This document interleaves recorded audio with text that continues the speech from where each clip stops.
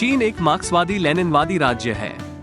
America के साथ युद्ध अपरिहार्य मानता है, लेकिन क्या उन्हें उन्हीं के खेल में मात देने का कोई तरीका है?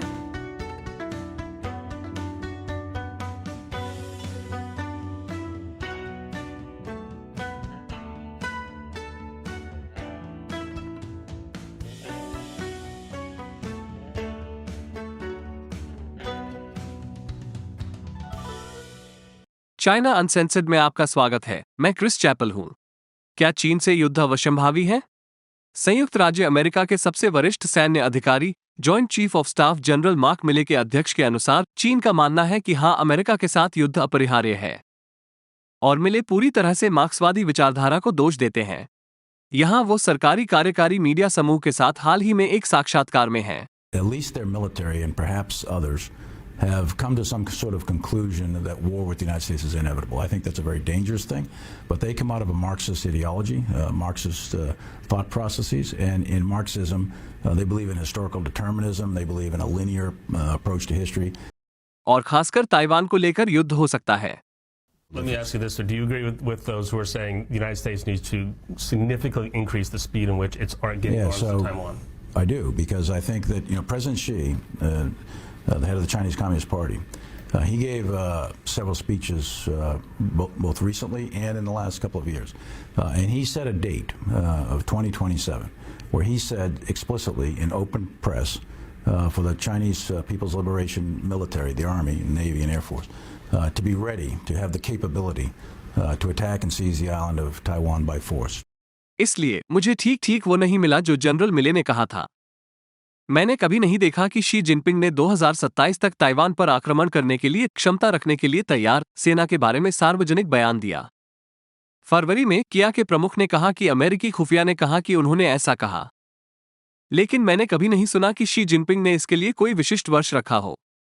हालांकि उन्होंने पूरी तरह से सार्वजनिक रूप से कहा है कि वो ताइवान पर अधिकार करने के लिए बल प्रयोग करने को तैयार है। और पिछले कुछ वर्षों में हमने ताइवान के खिलाफ सैन्य आक्रामकता में तेजी से वृद्धि देखी है।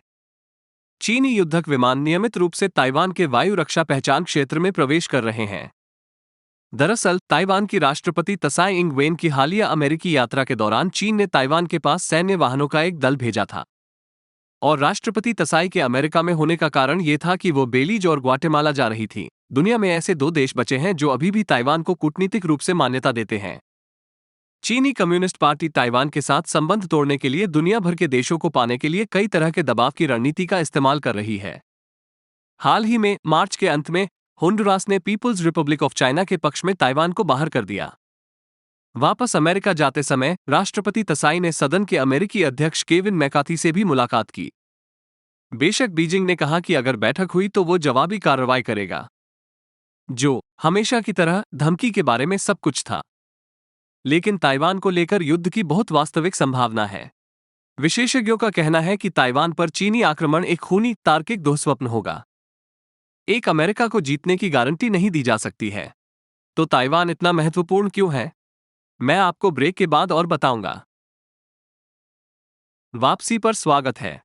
यदि आप इस शो का समर्थन करना चाहते हैं तो हमारे मर्चेंट स्टोर से इन अद्भुत पश्चिम ताइवान यात्रा पोस्टरों में से एक को खरीदने पर विचार करें। ChinaUncensored.tv/merchandise पर।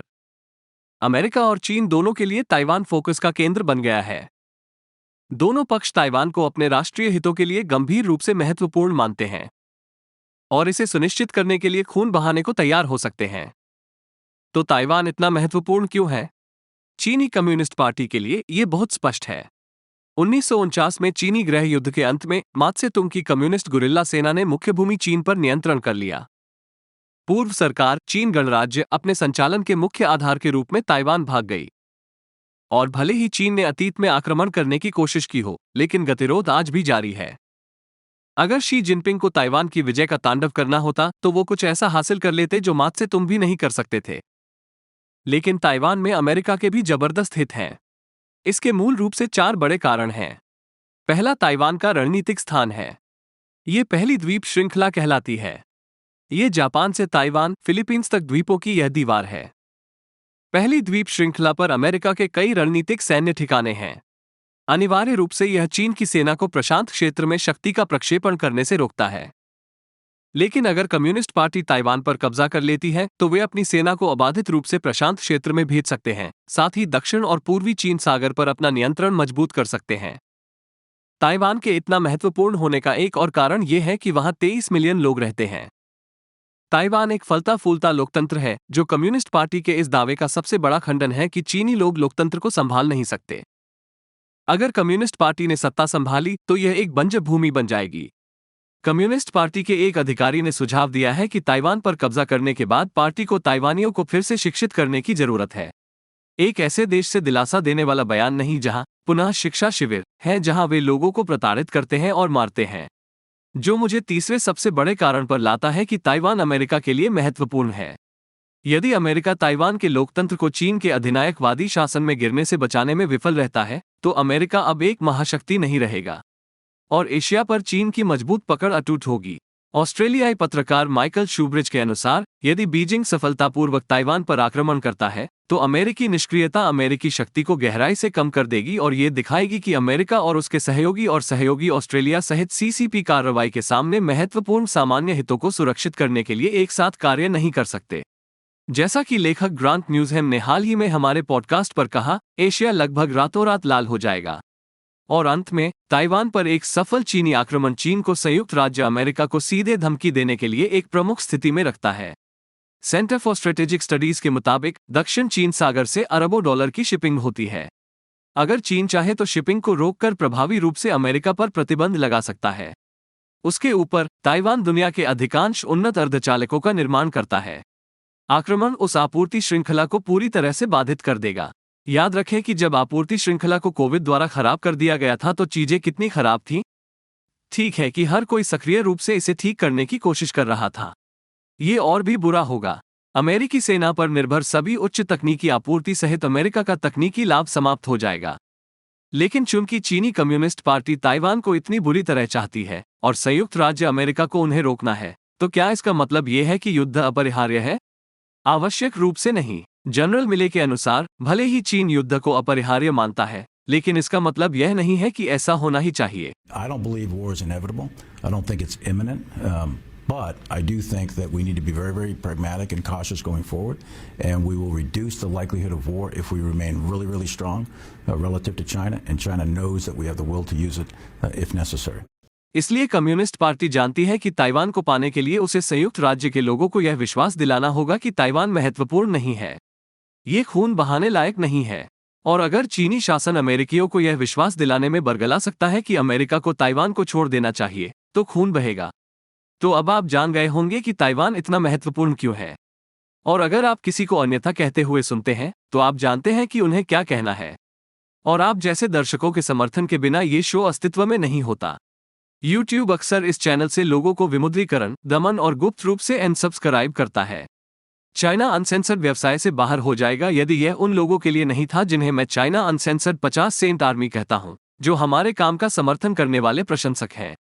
आप स्थानीय लोगों पर हमारी विशेष सोशल मीडिया साइट पर एक छोटे से मासिक योगदान के लिए भी हमारा समर्थन कर सकते हैं।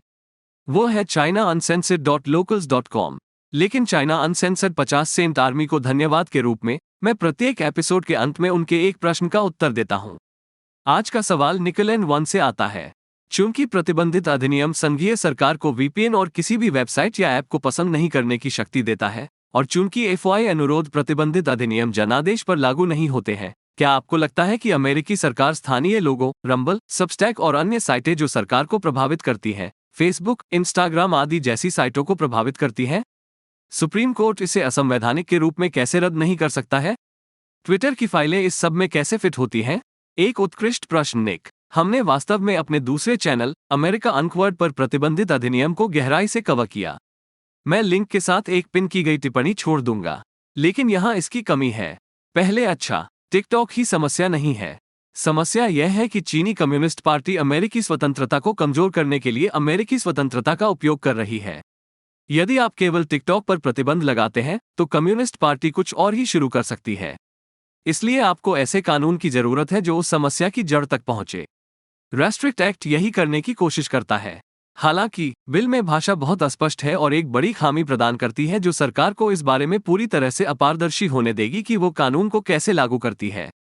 और जैसा कि हम पैट्रियट एक्ट से जानते हैं, सरकार आगे बढ़ना पसंद करती है।